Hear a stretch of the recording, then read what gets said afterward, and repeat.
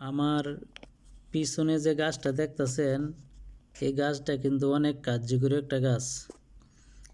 আগে আমরা দেশ গ্রামে যখন হাট বাজারে যাইতাম, রাস্তার পাশে বসে আপনার যারা ওষুধপত্র বিক্রি করতো বা শরবত বিক্রি করতো বানাইয়ে, তো ওনাদেরকে দেখতাম এই গাছগুলা দিয়ে শরবত বানাইতো আর কি। তো এই গাছগুলো অনেক উপকার। তো আমি আপনাদেরকে গাছটা একটু দেখাবো, পিছনে ক্যামেরা দিয়ে একটু গাছটা আপনাদেরকে দেখাই। তো এই যে দেখেন, এইগুলো এই গাছগুলো আর কি।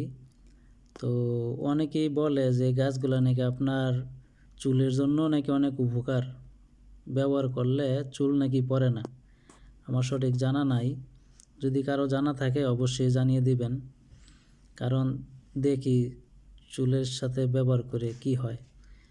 তো আমি মনে করতাম যে এই গাছটা শরবত বানানোর সময় এটা ওনারা ব্যবহার করতো আর কি। এরকম আটা আটা একটা গাছ আর কি, কাঁটাওয়ালা, এটা ব্যবহার করতো।